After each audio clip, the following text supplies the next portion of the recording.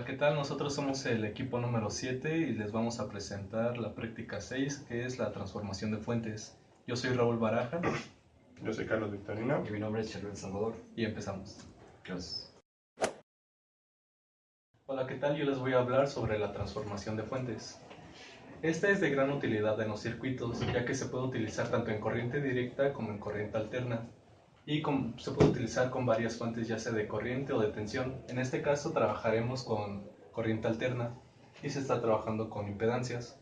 Para transformar la tensión, el circuito de una fuente de tensión a una de corriente, se utiliza el Vs es igual a Is por la impedancia. Y aparte tiene que estar en serie la tensión, la fuente de tensión. Y la fuente de corriente tiene que estar en paralelo respecto a la otra impedancia, y es Vs sobre esa misma impedancia. Hola, yo soy Carlos y les voy a hablar de transformación de fuentes. Como podemos ver en el siguiente circuito, nosotros tenemos un circuito mixto conectado a una fuente de tensión. Este circuito, si nosotros lo resolvemos por Kirchhoff o por Ohm, nosotros vamos a encontrar una dificultad muy grande debido al número de componentes que nosotros encontramos. Entonces, es más fácil analizarlo de izquierda a derecha o de fuentes, transformando las fuentes hacia la derecha. Entonces, como podemos apreciar, nosotros vamos a tener una impedancia en serie con nuestra fuente de tensión. Entonces, lo que nosotros necesitamos hacer o realizamos fue cambiar nuestra intensidad de corriente, nuestra fuente de tensión a una intensidad de corriente, lo que nos hizo que esta impedancia que estaba en serie con la fuente de tensión se pasara en paralelo. Ahora, nosotros teniendo esto lo vamos a sumar en paralelo con la impedancia que nosotros tenemos enseguida, dándonos una impedancia general en paralelo. Ahora, nosotros teniendo esta impedancia general, la vamos a pasar de nuevo a una fuente de tensión y esta impedancia general la vamos a poner en serie. Esta impedancia general que tenemos en paralelo se va a sumar con otra impedancia que nosotros encontramos en serie.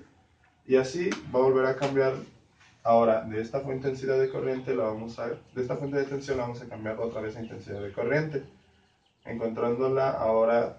La impedancia que nosotros encontramos en serie la última vez la vamos a encontrar en paralelo con otra impedancia.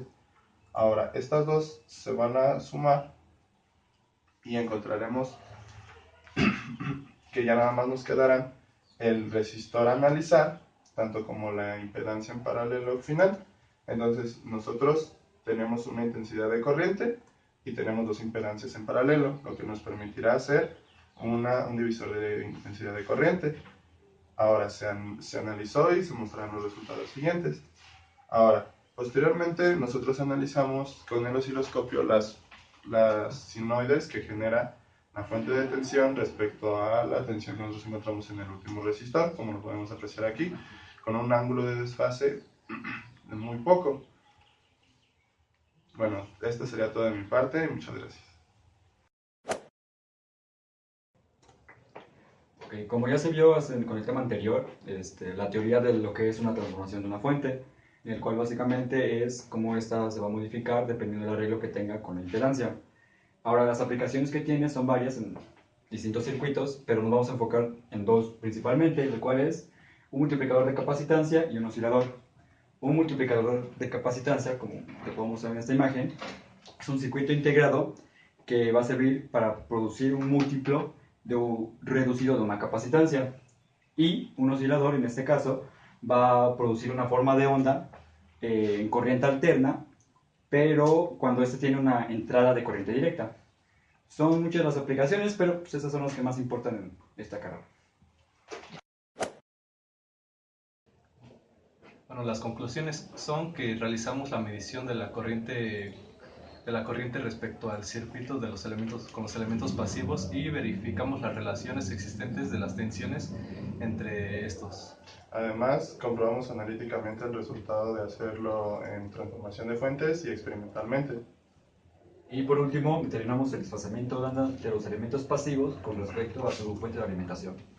Bueno, esto fue todo de nuestra parte. Muchas gracias. Todo esto lo hicimos con calma.